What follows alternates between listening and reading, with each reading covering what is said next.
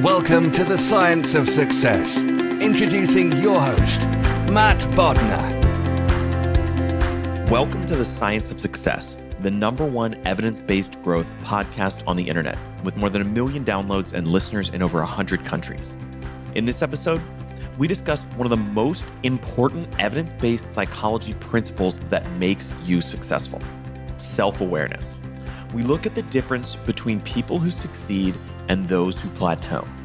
We talk about why self-awareness is the meta skill of the 21st century and the foundational skill required to succeed in nearly anything. And we examine conclusions from over 800 scientific studies about self-awareness with our guest, Dr. Tasha Eurich. I'm going to give you 3 reasons why you should join our email list today by going to successpodcast.com and signing up right on the homepage. First, you're going to get an awesome free guide that we created based on listener demand called How to Organize and Remember Everything.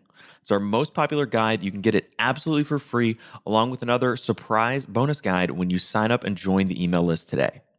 Next, you're going to get a curated weekly email from us every single Monday called Mindset Monday, which our listeners absolutely love. It's short, simple, filled with links, articles, and stories of things that we've found interesting and exciting in the last week. Lastly, you're going to get a chance to shape the show. You can vote on guests, change our intro music, even submit your own questions to upcoming guests. There's some amazing stuff that's only available to our email subscribers, so be sure to sign up, join the email list. You can do that by going to successpodcast.com, signing up right on the homepage, or if you're on the go, if you're driving around, just text the word SMARTER to the number 44222. That's SMARTER to the number 44222. Join the email list today.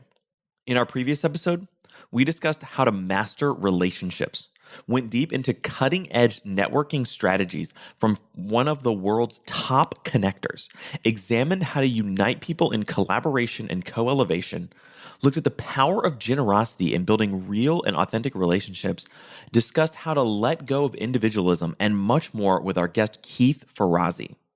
If you want to build a world-class network, listen to that episode.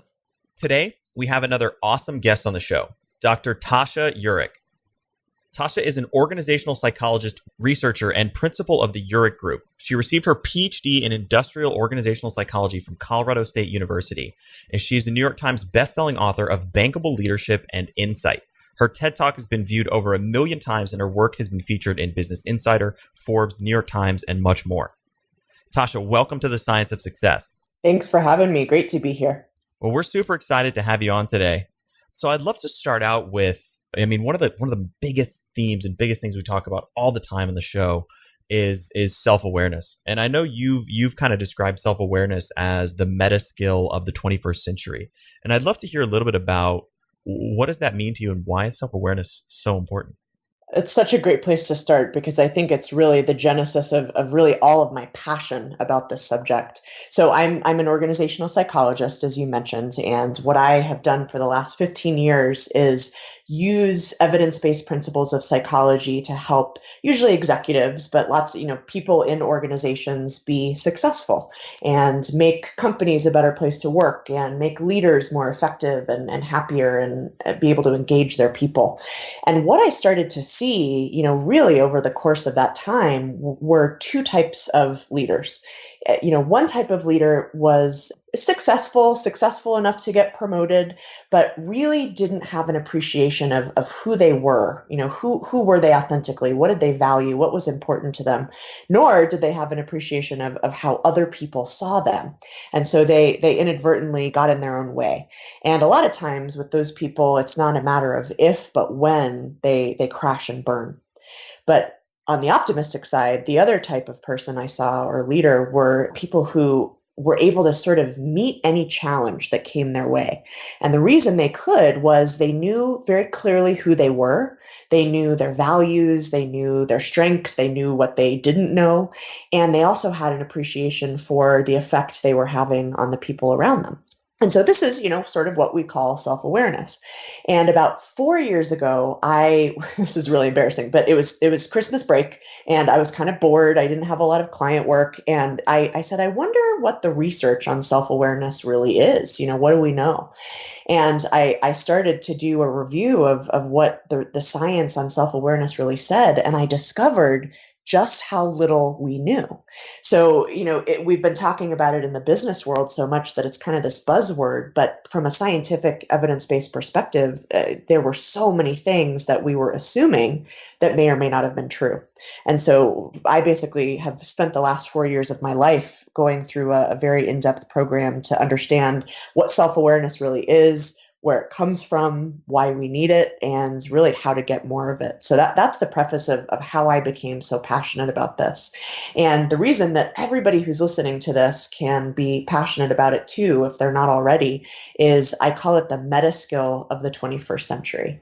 And there's so much evidence that people who are self-aware are more fulfilled. They have stronger relationships. They're more creative. They're better communicators. They're more confident. They are more effective leaders. And actually, there is evidence that self-aware leaders actually lead more profitable companies. So there's a tremendous amount of benefit. But the reason it's the meta skill is basically our self-awareness sets the upper limit for so many of the skills that we need to be successful in the world right now. Things like communication skills, influence, emotional intelligence, collaboration. We can only be as good at each of those things as we are self-aware. And so the other thing I call it sometimes is the secret weapon of the 21st century. So many people think they're self-aware, but they actually aren't. And so people that work on it are the ones that really I've seen reap the rewards time and time again. You brought up a great point, which is something that I've always found really sort of fascinating and maybe a little bit sad, but the idea that the less self-aware someone is, the less they realize it. It's pretty disconcerting, isn't it? Yeah, it's kind of a, manifestation essentially of the Dunning-Kruger effect, the idea that, the least competent people have the least awareness of how unaware and sort of incompetent they are. That's exactly it. And it does extend to self-awareness. My research has shown that, get this, 95% of people think that they're self-aware, but only 10 to 15% actually are. And so, the joke I always make is that means that on a good day, 80% of us are lying to ourselves about whether we're lying to ourselves. That's pretty amazing. And it's very meta in a sense. I'm curious, kind of going back slightly, because I want to make sure we have a clear definition of this. How do you touched on a little bit, but how do you actually define what is self-awareness? We thought early on in our research program that this would be a pretty quick, cursory question to answer, but we ended up taking almost a year and reviewing 800 scientific studies to figure out, what the heck is this thing we call self-awareness? People were defining it differently. They were using sometimes conflicting definitions. So we did that review of all of the research and we came up with two broad categories. So self-awareness in general is the ability to see ourselves clearly, but it's made up of two specific types of self-knowledge. Number one, we call internal self-awareness. And that's kind of what we think about when we hear that term most of the time. It's being clear on our values and our passions and, our personality, our strengths and weaknesses, really seeing ourselves clearly from an internal perspective. The other type of self-awareness, external self-awareness, has to do with our understanding of how other people see us. And so, that's a completely different skill set. It's a different mindset. And surprisingly, in our research, we also found that those two types of self-knowledge were completely unrelated. So somebody could be low on both, in which case they have nowhere to go but up. They could be high on both, which again is very rare. But more often than not, people tend to be a little bit higher on one than the other. So you get these archetypes. You've got somebody who is clear internally, but doesn't understand external perceptions. I call those introspectors. Self-examination might be a hobby for them. But if you go talk to their friends would say, ooh, oh boy, sometimes that person can be a little annoying, or they're cheap, or whatever. But the person doesn't even have an understanding of that because they haven't taken the time. The other side of the coin I call pleasers, and I put myself in this category. These are people who spend so much time trying to understand how other people see them, that they might actually lose sight of what really matters to them. And so I think it's a really interesting framework because it helps us discover what are the areas of self-awareness that we can improve that will give us the biggest bang for our buck. And have you found any correlation kind of between either one of those two being more or less related with kind of some of the outcomes you talked about a moment ago, whether it's being more fulfilled or being happier, being better communicators, et cetera? There is some evidence there that there is a little bit different effect. You sort of think about some of those internal outcomes like happiness, confidence. Those seem to be a little bit more related to internal self-awareness. And then if you look at the outcomes of the external self-awareness, things like our relationship strength or even other people's ratings of our emotional intelligence, those tend to be a little bit more related to those external perceptions. But what's interesting is for most outcomes, both of them are related. So if we work on one out of the two, we might get benefits in both areas of our lives, kind of the internal part of our life and the external part of our life. So I want to dig into kind of how we can cultivate both of those forms of self-awareness. But before we start with that, I want to circle back. One of the topics you touched on a second ago is this idea that self-awareness is sort of a foundational skill. It's almost an underpinning of every other skill. And I think that's a really critical point. Exactly. Take something like communication. I cannot name a single person that I know that is a good communicator that is not also highly self-aware. To think about that internal and external self-awareness again, to be a good communicator, you've got to know what you do well, what you don't do well. You've got to know what's important to you so you can be able to sort of authentically represent that. But then you also have to know the effect you're having on the people around you. You need to be able to tailor your communication to their style and their needs and their passions. So it's just such a great example of where both of those types of self-knowledge are underpinning pretty much any other skill. And we could substitute so many other skills for communication, but I think that's just a good example kind of to start with. And we've seen that. I mean, we, on the show, we've interviewed all kinds of experts from a variety of fields. And I'd say the single most recurrent lesson that we've uncovered is that self-awareness is, as you said, sort of the meta skill that's necessary to be successful in really any area.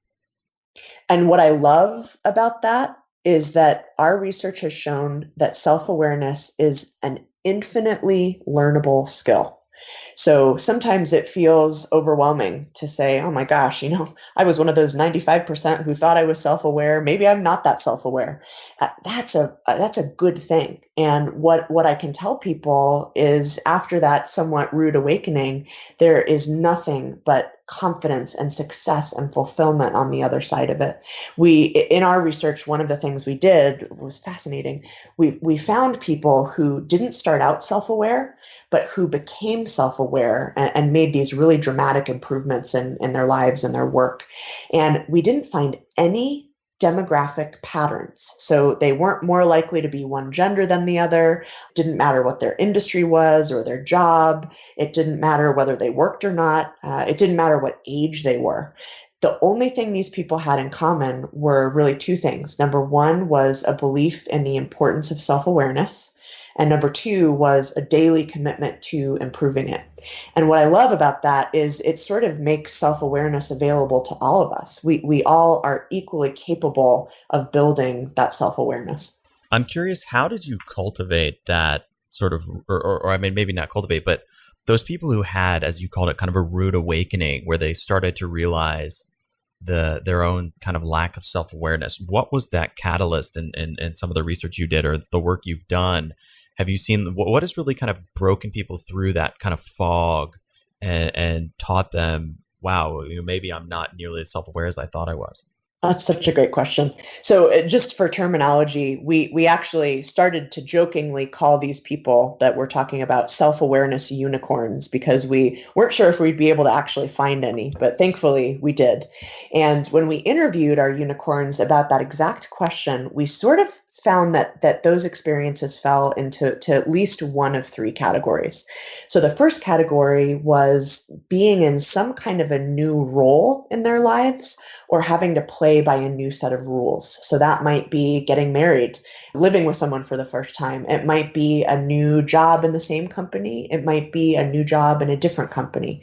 But really, any situation where you have to fundamentally change your assumptions about your environment and sort of how you fit into that environment. The second was something I call earthquake events. And these are those events in our lives that they're usually negative, that are so devastating that we can either bury our heads in the sand, or we can say, I need to figure out what role I played in this.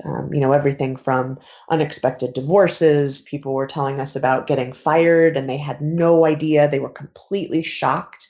We also found some people talked about even illnesses, really serious illnesses that they got through onto the other side, but that really catalyzed their self-awareness journey. But here's what's interesting. So those two types of events, to me, seems like they would be the most common catalysts for self-awareness. We actually found a third type of event that was twice as likely to be a catalyst than the other two. And I call them everyday insights. So these are basically things that if we pay attention on a daily basis, we are getting so many opportunities to improve our self-awareness in just the normal course of our lives. This is a silly example, but I think it says a lot about this area. One of our unicorns was talking about, she was in her first apartment after college and she was moving in with her best friend. They were so excited. They were unpacking their kitchen, and she barked to her friends, don't put the plastic cups in front of the glass cups. That's just ridiculous. And she remembers sort of hovering outside of her body in that moment and saying, oh my gosh, wow, I must be really controlling if I just said that. And that was a huge insight for her that she was able to sort of build on and continue to examine her behavior. So once again, I think it's great. We don't have to wait for these events to come to us. We can decide that we're going to get on top of it and really be in charge of our own journey. I think that's a great point. I mean, everyday life is so filled with rich experiences to think about and observe and get feedback on your own behavior, your own thought patterns, the way you kind of act and behave in the world.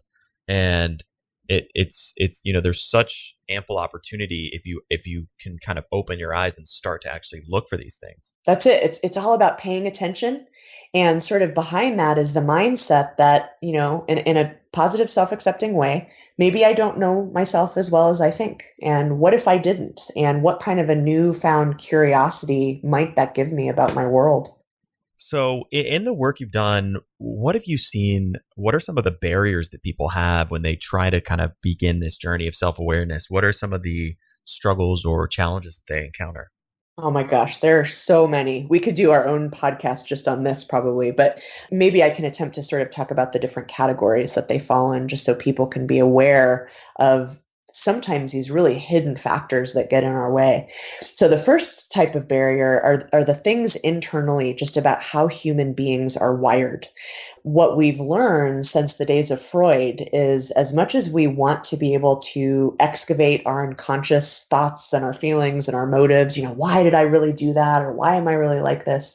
Most of that information is simply not available to us. It's trapped sort of in a locked basement where we can never find the key.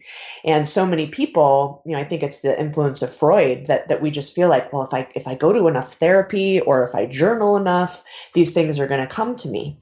And it's not that we shouldn't introspect. Part of it is just that we often make many mistakes without knowing we're making those mistakes. So one sort of easy way to get around that barrier is to accept it and to say, okay, I might not be able to know exactly why I picked a fight with my spouse this morning, but maybe I should instead of asking why, I should ask more action-oriented, logic-based questions. And usually what I tell people is, if you can substitute the word what for the word why, that's going to give you a lot more insight. So instead of why did I get in the fight with my spouse, I can say, well, wait a minute, what contribution did my behavior have to this situation? Or what are the common situations that I find myself behaving like this the most?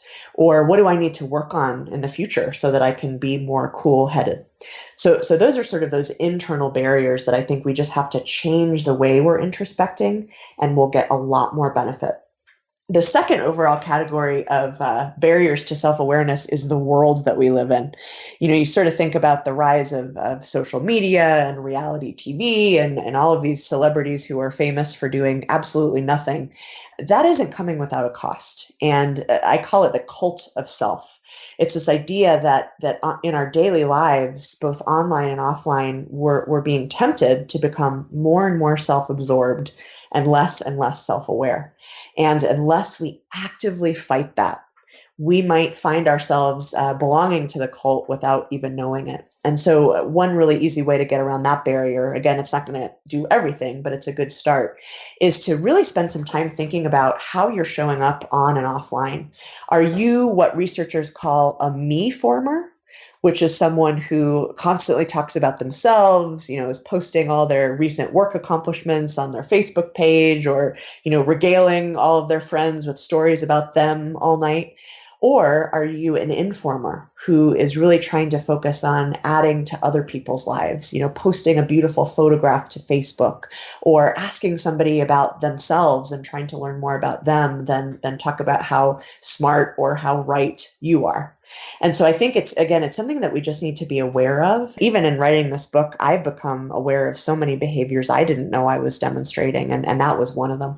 So those are kind of the two largest barriers, the having sort of a flawed methodology of introspection, and then also getting caught up in this kind of cult of the self. Yeah, I think overall, those are probably the two places we can look first. And I think it's important to remember for that first barrier, we cannot excavate our unconsciousness. And for so many people, that's how they spend their time trying to get self-awareness. This is a very complicated subject and I don't want to be glib, but there are a lot of therapeutic approaches that are solely focused on excavating the unconsciousness. And so I think, I'm not saying that therapy is bad. I'm not saying that introspection is bad. I just am encouraging people maybe to be a little bit more intelligent consumers, both of help that they're getting from someone else, as well as the questions they're asking themselves. We talk all the time on this show about the importance of mastering new skills and abilities. And that's why I'm excited to tell you once again about our amazing sponsor, Skillshare. Skillshare is an online learning community with over 16,000 classes in design, business, and much more. You can learn anything from logo design to social media marketing to street photography. And the cool part about Skillshare is that they give you unlimited access for a monthly fee, so you don't have to pay per class. They have some amazing courses on there that I personally really enjoy, in everything from mastering Evernote to mind mapping to learning how to sketch and draw. If you want to get a leg up on everything from graphic design to your knife skills, if you're into cooking, and much, much more, Skillshare is giving every single Science of Success listener 1 month of unlimited access completely for free. That's pretty awesome. So go to Skillshare.com/success to redeem your free month. Tell me more about that kind of notion that it's difficult to excavate our unconscious. So really I think, and I mentioned this earlier, but the influence of Freud has not left us. There's been so much research and evidence showing that a lot of his most fundamental assumptions, about his work were wrong. He was right that we have sort of an unconscious set of thoughts, feelings, even behaviors that sometimes other people can see, but we just don't have access to. And it's really interesting. There's so much work that's being done on this. For example, we often have implicit behaviors that we're engaging in that we have no idea we're doing, that other people don't, or that other people do see. And there was one study that said the reason for that, the researchers thought, was that it was just because we didn't see ourselves from a different perspective. And that, if, for example, the researchers showed participants videos of themselves doing these things, that participants would actually notice it. But shockingly, they found that wasn't the case. So there's something about us that researchers, to be honest, don't fully understand that just gets in our way of seeing so many of our internal processes as well as our behavior. And, I think that's alarming for some people, especially aficionados of self-awareness. But there's also something freeing about it to say, I don't have to spend this time, talking about my childhood. Maybe I need to make peace with my past and understand my past, but maybe it's about moving forward with purpose and sort of logic and curiosity. And that's what I would encourage people to sort of start to change in their mind. The one other thing I'll say just about introspection in general is that in addition to the fact that it doesn't work the way most people are doing it, it's been shown over and over and over to be something that depresses us, that stresses us out, that makes us anxious. I remember the first time I discovered this in my data, it was really late at night and I was in my office and I just analyzed a set of data. We were looking at the relationship between people who introspect and things like happiness and stress and job satisfaction. And I was absolutely convinced that the people who spent the time introspecting would be better off. But our data found the exact opposite pattern. We found that people who introspected were more stressed. They were more depressed. They felt less in control of their lives. And that sort of gets to some of these mistakes that we're making. But it also has to do with this idea that to gain insight, we don't have to get into all of those dark, horrible places about ourselves. We can really think about moving forward. And so, I think if nothing else, if somebody is listening to this podcast and is passionate about self-awareness, I'd really encourage you to think about just kind of a self-awareness audit. What are the things I'm doing from an introspection perspective that are serving me, and what things might not be serving me as well as I think they are? It seems very counterintuitive, the idea that introspection can sort of fuel, anxiety or depression, etc. And yet, if we want to pursue self-awareness, that's kind of a very tight rope to be walking, it seems.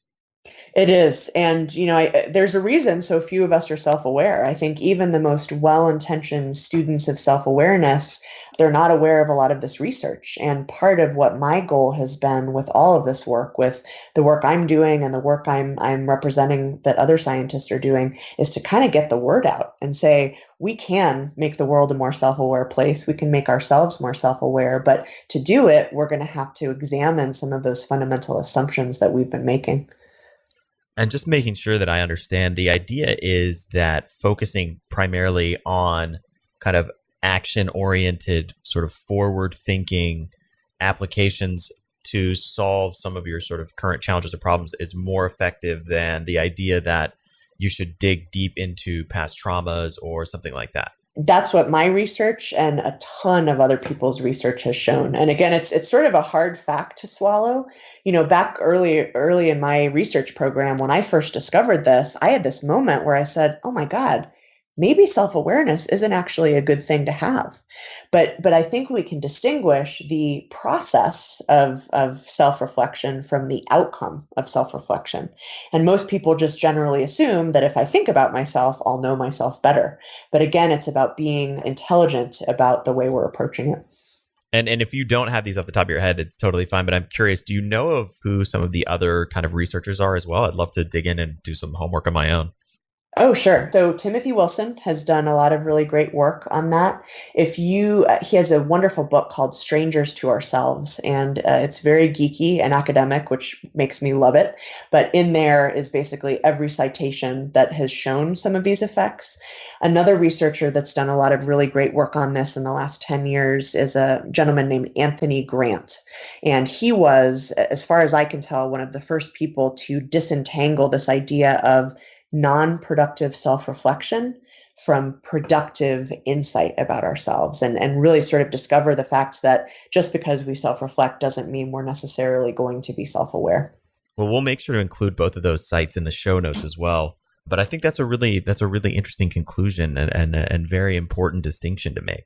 It really is. And I hope everyone that's listening to this can help us get the word out. Again, if we want to make the world a better place, and I think probably everybody wants to do that right now, given where we are, we have to start by making it more self-aware. And to do that, I think it's not even just educating ourselves and changing our own behavior. It's helping other people who are open to it and interested really learn kind of the truth about it. So for someone who wants to embark on that journey of self-awareness, from the work that you've done, how would you kind of put together a self-awareness training regimen for them to start, or some of the kind of first steps that would be really productive things to do to begin that journey?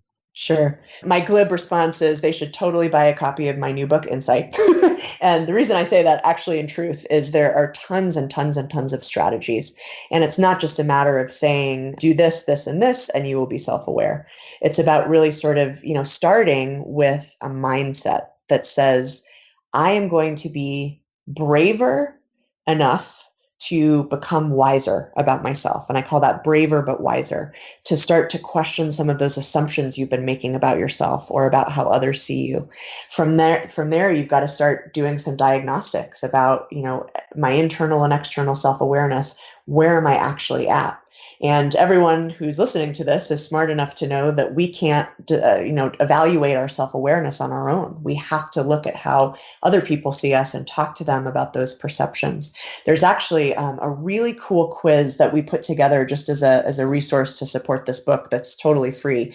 If anybody wants to take a quick quiz on that, where basically you fill out 14 questions and then you send a survey to someone who knows you well. They fill out the 14 questions, and then you get a report that says, here's your high-level internal and external self-awareness. I think that's a really important part of the process, because maybe you're doing great at one and you should be focusing most of your time on the other. Maybe you have room to improve in both and you make an educated decision about what's going to help you the most. So I think that's critical, and we shouldn't, sort of overlook that step. And then from there, it's a matter of saying, okay, what do I want to improve?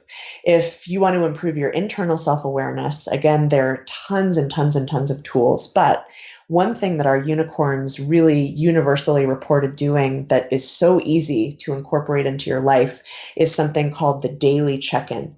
And what they do basically is at the end of every day, whether it's driving home from the office, whether it's sitting in bed before they go to sleep, they ask themselves essentially 3 questions. Number 1, what went well today? Number 2, what didn't go so well? And number 3, what can I do to be smarter tomorrow? And what I loved about that was it sort of allows us to reflect in a mindful and curious way without starting to overthink some of those things in a way that leads us away from the truth about ourselves. So that's one thing people can do for internal. The suggestion I'd have, if you think you need to improve your external self-awareness, the first thing you could do is have what I call a dinner of truth. And this is actually an exercise that was developed by an awesome communications professor, Dr. Josh Meisner, that he's been using this with his students for years and years and years. And the way it works is you find someone who you want to improve your relationship with them. You believe that you have a solid relationship, but it could get even better. You invite them out to a meal. I suggest dinner in case you want a nerve-diffusing adult beverage, although it's not required. And you sit down at dinner and you ask them, what do I do that's most annoying to you? And then you resist every temptation to defend or explain or disagree, and you simply listen. And just in general, in terms of our external self-awareness, I think sometimes we're overly simplistic in the way we think about feedback. We assume that anybody gives us feedback, we should listen, and any feedback anyone gives us, we should act upon. And of course, it's not that simple. So, we don't always have to act on everything we hear, especially if the person who's giving us that feedback might not have the best of intentions, or they might not be comfortable telling us the real truth, the ugly truth as they see it. Or maybe we get feedback about a skill that doesn't really matter to us. Or we get feedback about a skill that we don't feel like we can improve no matter how hard we try. It's really a matter of having that self-awareness to say, and the self-acceptance to say, what do I want to work on? And what instead am I going to just be more open about? I tell a story in the book about a leader, an executive entrepreneur who started a bunch of companies who learned that he wasn't the best communicator. In fact, he was a terrible communicator. And he did all of this research and basically concluded that he wasn't wired that way. But instead of letting himself off the hook, he now is more open about that with his team. And he says, this doesn't mean I don't care about you. Here's how I'm going to show you that. And so that's just another tip I would give people to intelligently consume feedback, just like we are going to intelligently consume the introspective methods that we use. I want to dig deeper into feedback, but I also want to kind of I love the question, what do I do that's most annoying to you? But I'm curious, are there other questions other than just focusing on annoyance? Is that too kind of narrowly focused in terms of getting a clear perspective? Yes. And I think, it's not too narrowly focused. It's one tool and one exercise that we can do. There are a lot of people in my experience, just in my work and kind of getting the word out on this book, who might not be fully aware of their strengths and what they bring to the table. A lot of us are overconfident, but a lot of us, by that same token, don't fully appreciate our gifts. And so for them, if you feel like you fall into that category, I would probably say, instead of doing the dinner of truth, find a friend that, you really feel like you've got a strong relationship with and ask them a different question. Ask them, why are you friends with me? And, for both of those exercises, I wouldn't put anything in my book that I haven't personally done multiple times. And just like I learned from the Dinner of Truth, I learned very new strengths that other people see in me that I frankly never even thought about before. And so I think we can look at it from both of those angles. And it's really a matter of saying, where could I stand to have the most growth? I think that's a great question about cultivating or sort of understanding your strengths. One of the things that I've found is that oftentimes when someone, and I personally experienced this as well, when you're really strong at something, it seems almost obvious to you, and it's almost hard to sort of get clear perspective that that's something you're good at, as opposed to that just something that people are good at in general, and distinguishing between those two things. I think that's so true. Imagine somebody who's accidentally great at presenting, let's say, they just are sort of built that way, that they're an amazing public speaker. If they don't know that that's a defining strength of how they're showing up, it doesn't give them the ability to leverage that and utilize that to help them be more successful. If I don't know that public speaking is a unique strength for me, I might not raise my hand when it comes time to volunteer for the board presentation. And if I did, it would help me be even more successful. So I think your point is a really excellent one.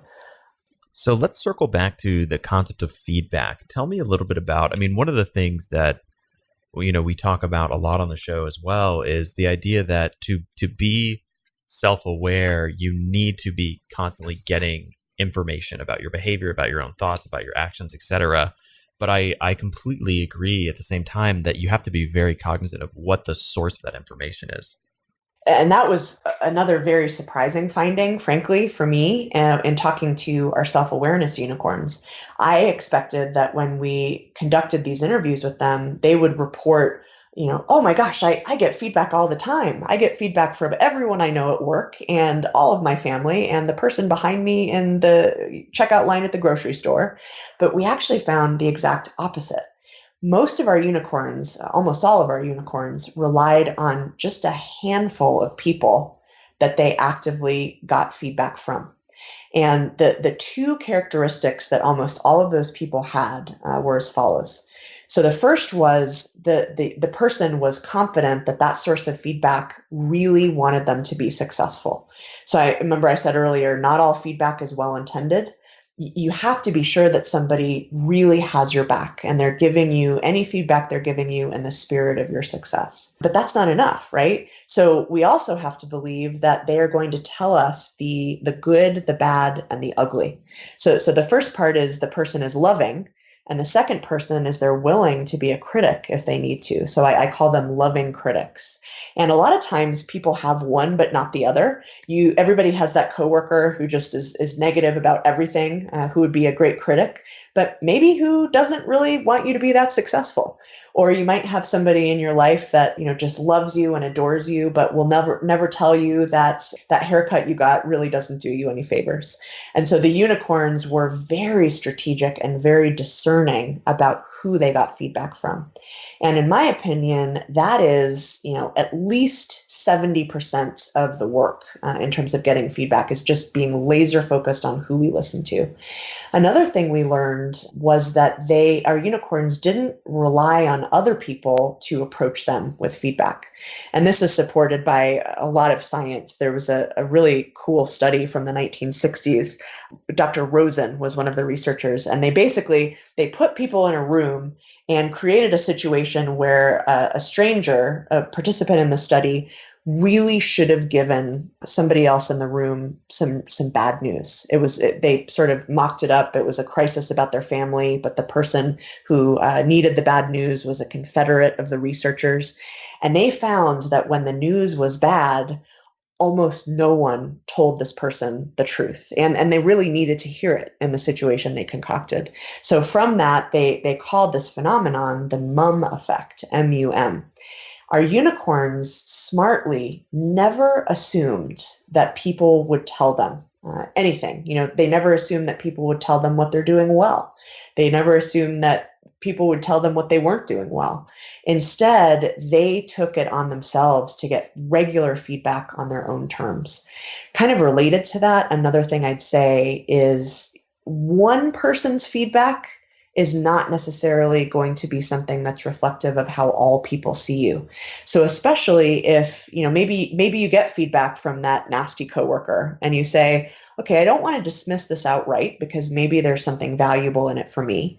I'm going to go talk to a couple of my loving critics and see if they see it too. And that way, if you can find a consistent pattern, either in a strength or an area for development, that is going to give you more confidence that focusing on it will impact lots and lots of areas of your life. How can how have you sort of found in your work how can you open people up to feedback? Especially kind of bringing back the idea of the Dunning-Kruger effect, someone who doesn't understand because of their own lack of self-awareness how kind of far off the mark they are and maybe resists or doesn't want to hear feedback or criticism. How can you kind of open their ears, so to speak? That's a question I get all the time. And I've gone back and forth on this and landed at a place that I think is the most reasonable place, which is to say that other people's self-awareness journeys are not ours to navigate. And what I mean by that is it doesn't necessarily mean that we can't help other people, but it also means that we can't, give them the motivation to get there if they don't have it. A lot of times, I talked at the very beginning of this conversation about those people at work who just have absolutely no idea how they're coming across. You could, if you felt like it and you were willing to assume the risk, sit down with them and tell them all of these things. But because we have such well-honed defense mechanisms, if they're not feeling the pain or if they're not ready to do something differently, it's only going to make things worse in a lot of cases. They might resent you or they might think you're out to get them. There are a couple of situations that I talk about in the book where we can approach somebody very tentatively with feedback. Sometimes unaware people know that something is wrong, but they don't know that they're a large part of the problem. And sometimes in those situations, they might be genuinely curious about what's going on. So, maybe I interrupt people in the office all the time and I'm sort of noticing that I'm having prickly relationships with people.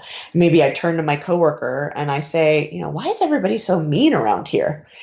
That might be an entry point to the conversation. But the other thing I'll tell people is you have to be willing to assume the risk and you have to be willing to accept the worst case scenario. And think about that. If this person is so unaware, and if I truly want to take that risk, am I willing to accept what happens if things go really, really south? And I think that's a judgment call. There are no hard and fast rules for that, but we should always, always, always go into that with our eyes wide open. What is one piece of homework that you would give for somebody listening to the show that kind of wants to take a first step towards self-awareness? I think the easiest, highest payoff activity would actually be to take that insight quiz that I mentioned earlier. They can access it. It's at www.insight-quiz.com. And what I think is really valuable about it is it takes less than 5 minutes and it gives you a high-level picture of your internal and your external self-awareness. And from there, that sort of opens up a whole new path and a whole new way to strategize about what you want to work on. Perfect. Well, we will make sure to include that quiz in the show notes, so listeners who are checking that out can definitely access it. And I think that's a great tool. I mean, one of the questions I actually was thinking about asking you was, are there any kind of tried and true self-assessments that you can have someone take that sort of gauges their self-awareness? So I think that's a great resource. And that's actually a subset, a 14-item subset of a larger, more comprehensive assessment that we've been researching and developing. So even though it's not your entirety of self-awareness, it's a very, very rigorously developed scientific tool. Excellent. Well, Tasha, where can people find you and the book and your work online? I'm not difficult to find online, so they can connect with me on pretty much any social media, Tasha Eurich. If they want to learn more about the book and or take the Insight quiz, the overall book website is insight-book.com. Awesome. Well, Tasha, thank you so much for coming on the show and sharing all of your wisdom. You know, we're huge proponents of self-awareness on the show, and I think that the strategies and insights you shared today were super valuable. Wonderful. Thank you so much for advancing that cause. It was really a pleasure. Thank you so much for listening to The Science of Success. We created the show to help you, our listeners, master evidence-based growth. I love hearing from listeners. If you want to reach out, share your story, or just say hi, shoot me an email. My email is matt@successpodcast.com. That's matt@successpodcast.com. I'd love to hear from you, and I read and respond to every listener email. I'm going to give you 3 quick reasons why you should join our email list today by going to successpodcast.com and signing up right on the homepage. First, you're going to get exclusive curated weekly emails from us, including our Mindset Monday email, which listeners have been absolutely loving. It's short, simple, articles, stories, things we found fascinating and interesting in the last week. Next, you're going to get a chance to shape the show, vote on guests, submit your own personal questions to our guests, and change aspects of the show like our intro music and much more. Lastly, you're going to get an awesome free guide that we created based on listener demand called How to Organize and Remember Everything. You can get it completely for free, along with another surprise bonus guide when you sign up and join the email list today. There's some incredible stuff on the email list that only people who've signed up get access to. So be sure to sign up. You can do that by going to successpodcast.com, signing up right on the homepage. Or if you're on the go, if you're driving around, if you're out and about, just text the word SMARTER, that's SMARTER, to the number 44222. Remember, the greatest compliment you can give us is a referral to a friend, either live or online. If you've enjoyed this episode, please leave us an awesome review and subscribe on iTunes. That helps more and more people discover the science of success. Don't forget, if you want to get all this incredible information, links, transcripts, everything we talked about, and much more, be sure to check out our show notes. You can get those at successpodcast.com. Just hit the show notes button at the top. Thanks again, and we'll see you on the next episode of The Science of Success.